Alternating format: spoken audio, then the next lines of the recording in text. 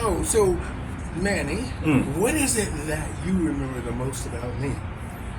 Okay, well, as a female impersonator, of course. Yeah, like how did we meet? Oh my God, that was so long ago. I think we met at the Second Cup when the Second Cup was still there. You were buying coffee, and then you introduced yourself. Yeah, you were. You did work at the second Yeah, club for yeah. years. For years, yeah. I worked there, and then that's where we met, I think. And then after that, there were other places, but unmentionable. Oh. But yeah, but the thing that I've remembered about you was that, again, you said it before in the questionnaire that you had, but detail. Like there was a lot of detail involved. A lot of performers in the past, like Donorama or like even Misconception. A lot of them were detail oriented, like performers. You're definitely one of the tier one detail oriented people, and there was a lot of attention that you put on the response from the audiences. You were very adaptable. You were responsive to like people's requirements, like what they need. Especially you can control the crowd. Oh, Yeah, thank you. because of the detail that your detail oriented manner. So what do you think has changed now after COVID about the community? What do you think has changed? I may be wrong about this, but it doesn't feel like there's the same kind of admiration for a female impersonation that we once had before, because we were together like a lot of us after like Richmond Street, after our Stonewall, if you may. There was a lot of uniformity. There was an actual village. We can rely on each other. If there was something that happened with somebody, X whatever, you call somebody and everybody's gonna go over there, and then they deal with it like all together, like a village, like a neighborhood. In that regard, even the performances, even the shows themselves, it seems so alien like nowadays, because there's not a lot of uniformity. There's not a lot of neighborhood. It is strange. We were such a community before, and everybody helped everybody. We did a lot for each other, and we were in it together. And now that's just gone. Not that it doesn't happen, but it seems more an exception rather than the rule. Like nowadays, that's one of the big ones.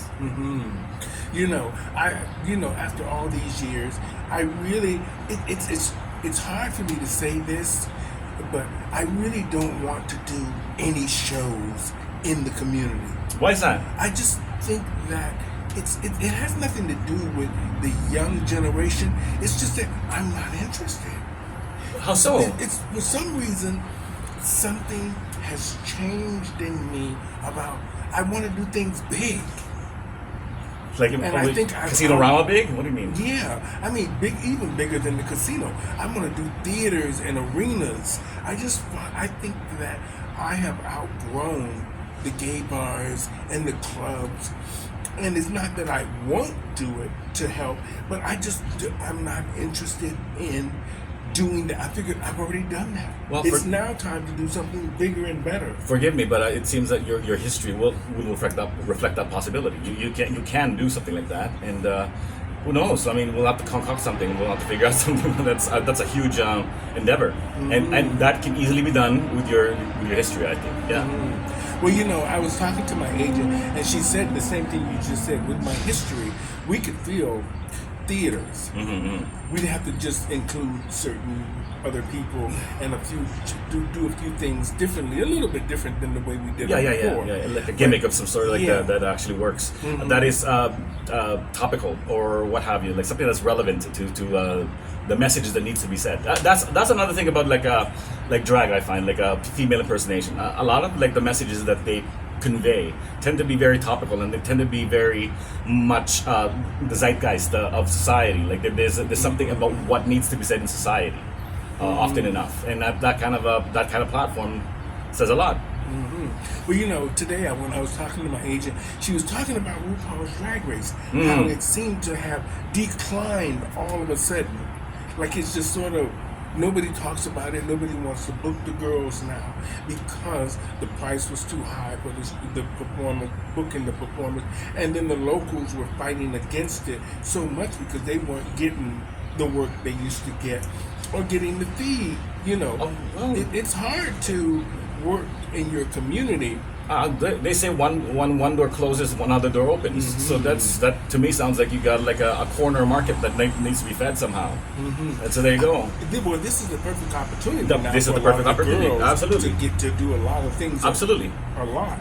So, I mean, RuCrawl helped create that window of opportunity, but also she flooded the market. Yeah. With too many. Well, I mean, no. Well, she definitely opened up the platform, and you could go about going or something left field, something completely like I don't know, a cooking show called Dragged in the Kitchen, and you bring like you bring chefs into the sorry, I just swore that. You bring chefs in the kitchen, and then you kind of like do your personality and like your Jack Sprat personality, like in the show and stuff. And there you When go. was the last time you seen a good drag show? My God. Oh my God. It was in Montreal. That was about 5 years ago. It was a dirty drag.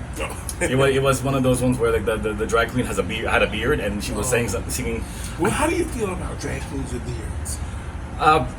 Well, I mean, it is a show, and it's got a it's got like a dirty martini. Just because it's dirty doesn't mean you can't taste it. Like it's not good tasting, right? Like, do you think it's art? Of course it is. Anything that evokes any emotions of any sort from anybody, like concocted by anybody, is art, and especially if they want to come and see some more. Yeah, absolutely, I'd love to see him again. Yeah, what was the show?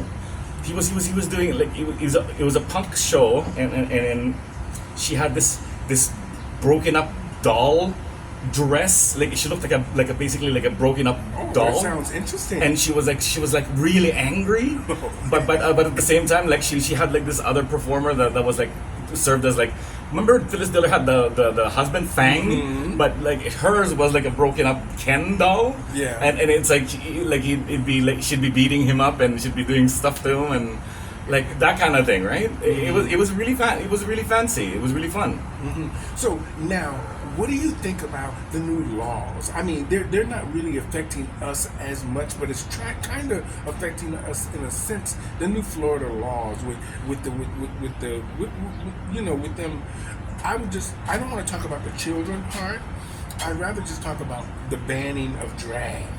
The banning of I drag don't know. and all that. I don't know what the significance of that is. I don't think kids are confused by that. That's one thing I don't agree with, because kids are so they're so unfiltered, and they know what intention is versus confusion. Like they're not confused by certain things. And if they are, they'd ask questions, and anybody who's responsible would have the answer. Like no drag performer coming in to do that kind of show would be coming into it without any preparation whatsoever for any questions from the kids. Like, I mean, like kids, you gotta answer their questions. You cannot shut them down. You have to answer every single question that they have.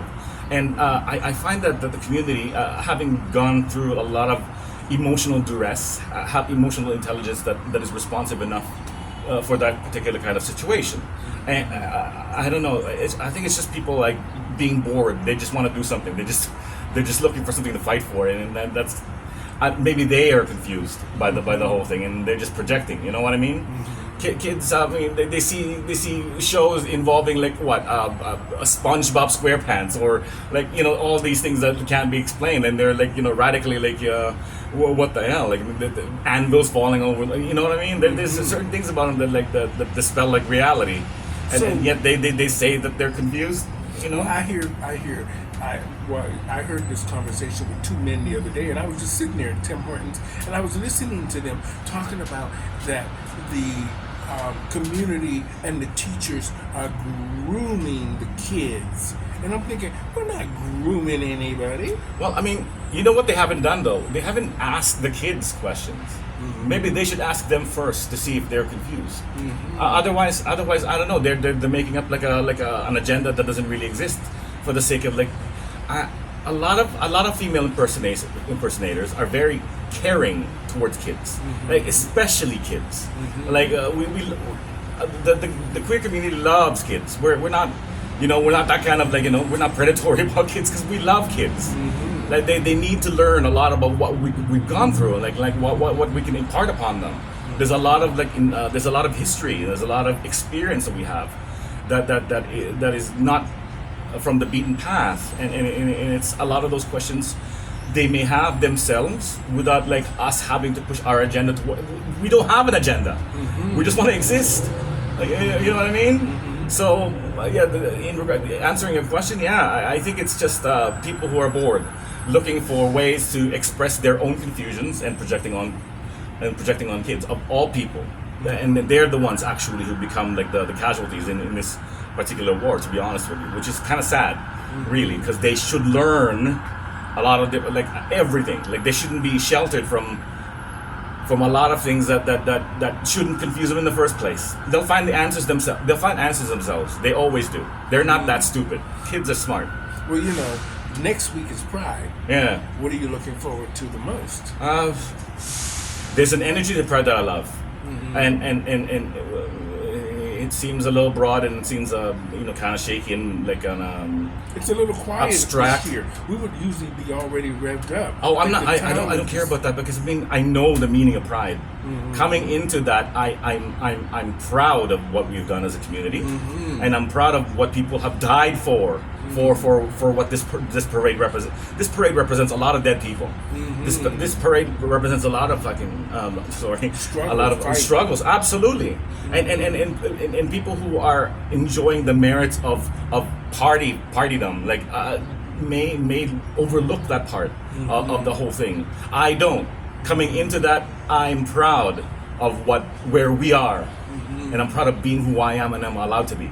So no, I'm excited. I like the energy, and it brings me a sense of accomplishment, at least a sense of unified accomplishment with the people that I praise, that have actually done the work before me, and I continue to remind people that this was the point. Like we were second-rate citizens and beforehand, treated like trash by the society as a whole, and now we're expressively like one of the best aspects of our culture. How long have I known you?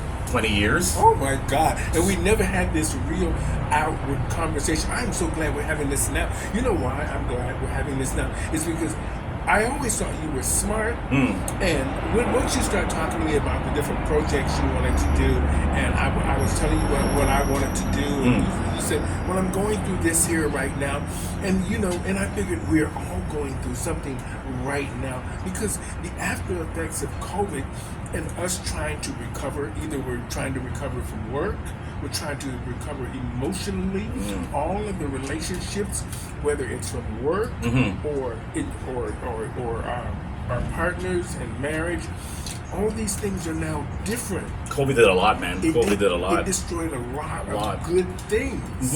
And now we're all here faced with the high cost of living now, the high cost of apartments, condos, just anything affordable is a challenge. I don't know if that was singularly part of the COVID, but definitely that's a problem that we have. That's a big problem we have now. Now, next week with Pride, I'm looking forward to doing a lot of the things. Now, let's talk a little bit about the corporate. Now, they always talk about corporate greed. Now, we have we're not going to say them on the camera here about which, things seem to dominate our community. But what do you think about corporate greed? Now, we do need the money to put these events on, to pay the performers, to pay security, the police, to do so many things. What do you think about that? We can't split hairs, man. Like, there are certain things that became a necessity. I mean, it wasn't that they came without being embraced by the community in the first place. Like, that particular, there's also benefits to that particular that corporate presence. We are basically represented. That's a big one. I mean, we have representation now. Like, we have even if we have posters in the middle of but blank nowhere that involve like a drag queen, and they've never seen a drag queen. All of a sudden, we have we are exposed. Like we're shown to these people that we actually exist. And the best part is, since it's a company, a beer company or whatever, like whatever company that you want, a corporate company that you want, they present us as like a normal people. Like it's a normal. There's a normalcy to it that is not, like not cartoonish and garish. Like we're normal people. That we are part of the community. That we are part of society, and that we exist, and we're not gonna go away. We've been here since the beginning. Like, I mean, Well, the fight, we've always fought, but yet we always used to be more unified. We used to be more unified. There's a real divide now in so many areas, whether it's Black Lives Matter, or whether it's the pushback with the Florida laws, or whether it's just the hatred and bigotry of the trans community, and especially the black trans community.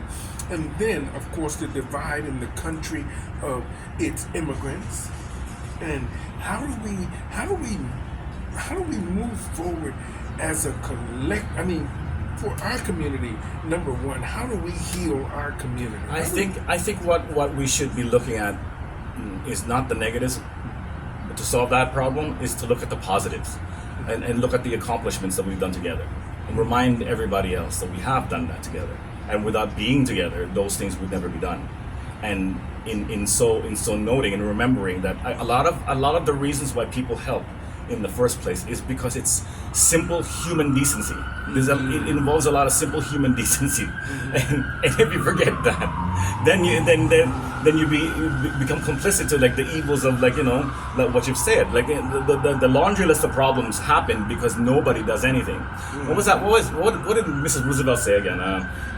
Evil people flourish because the good people don't do anything. That's I'm paraphrasing, of course. That's not exactly the statement, but that's all it needs. Evil can propagate when that happens, when no one does anything, when they just stand watch and see.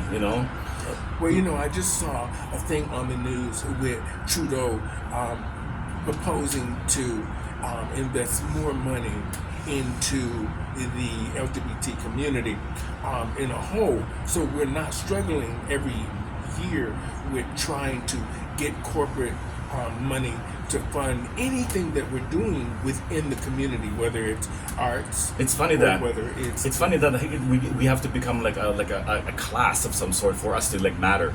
I mean, human rights and such should be simple enough, right? I mean, and performance and expression is part of the arts. So yeah, like we model like agendas and lobbies model so many things that are there that should be commonplace. Also, the ones that perform should know what they're doing as well. Like, I mean, there's also reasons why you do the performances. There's always a reason why we're here. And when you forget that, we become easily clouded, and we get dismayed and disdainful. And that's really the issue here. Like, some people come in looking for like glory, like immediate glory, but that's not the point. That really wasn't the point in the first place.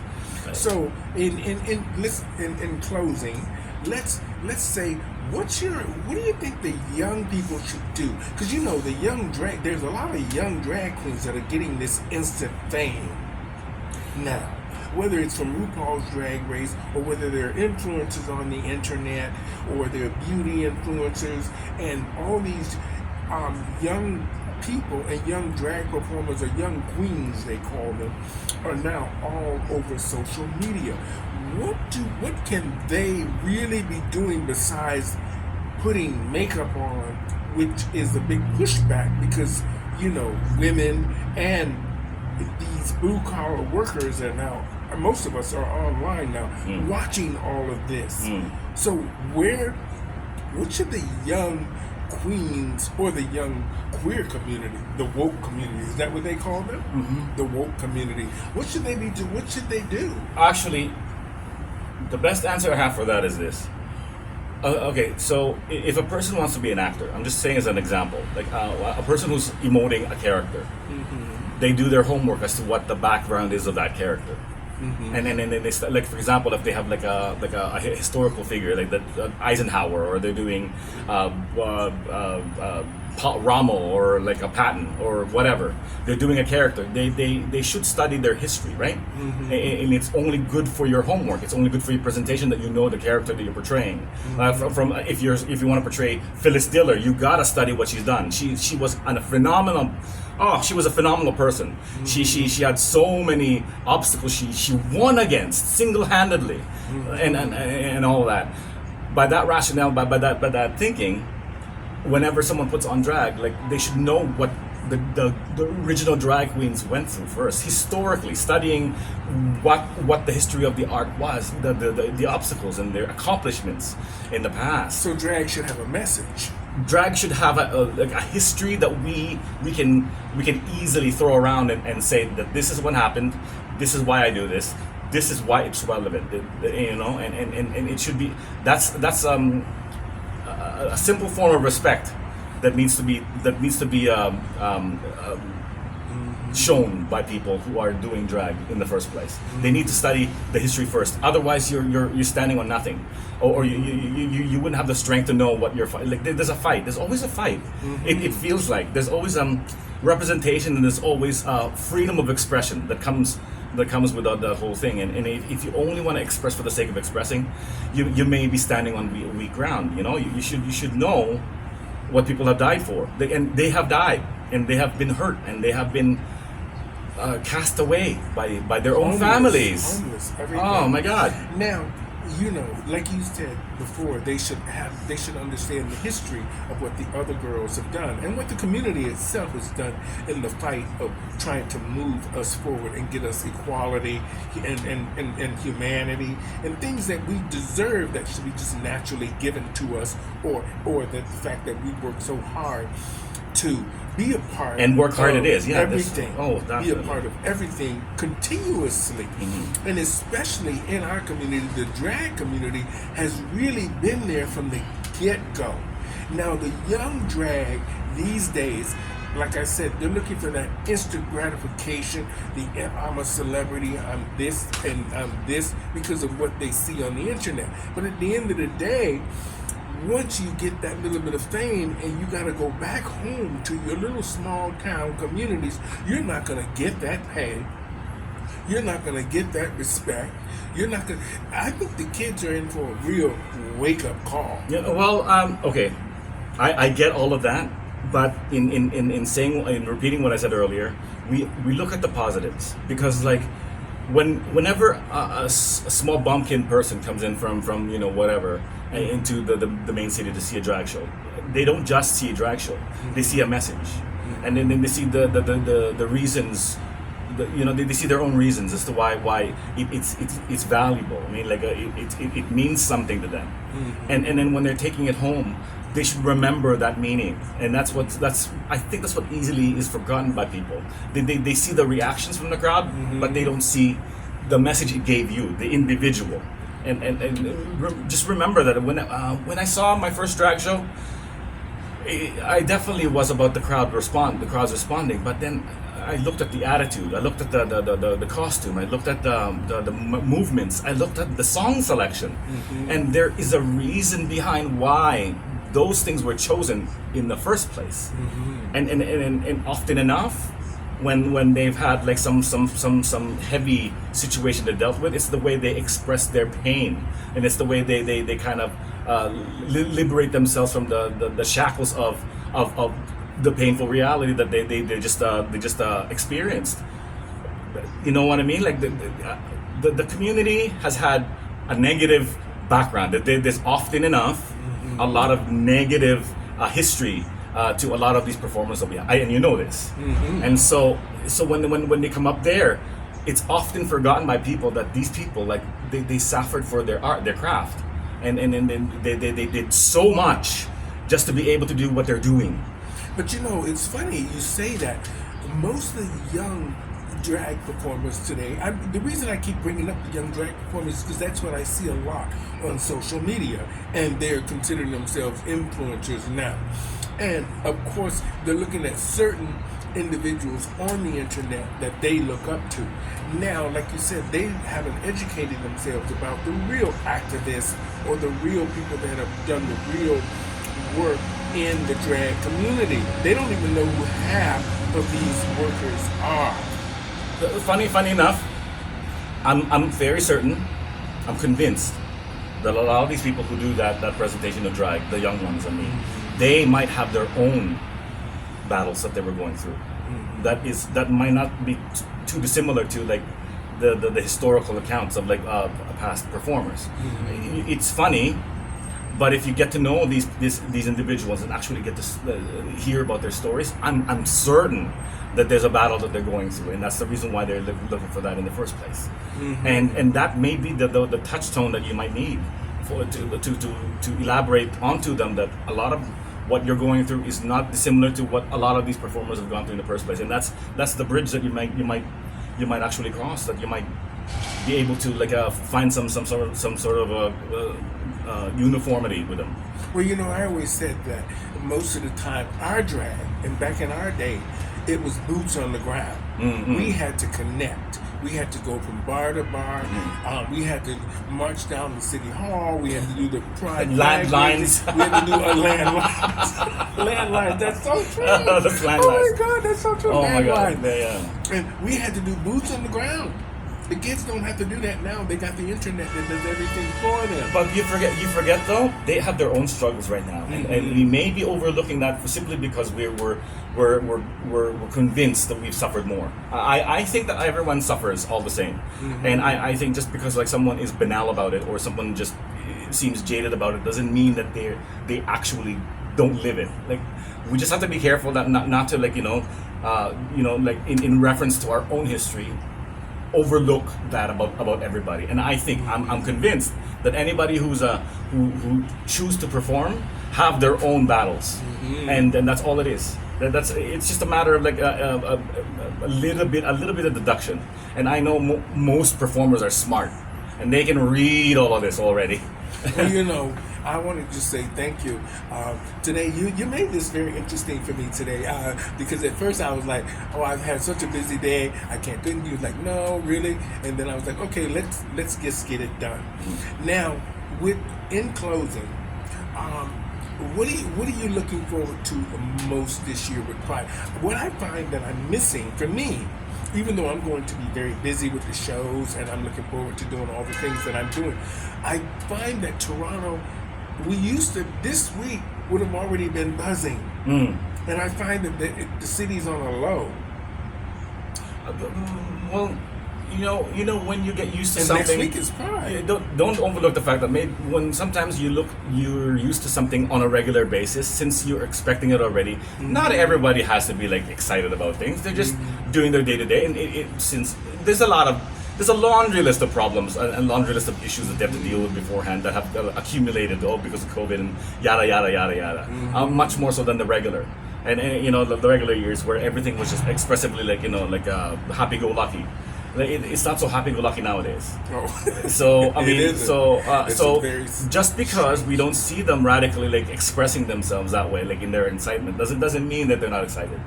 They may be like underground. They may be just a little subtle about it this year, since there's a lot of other things that they need to like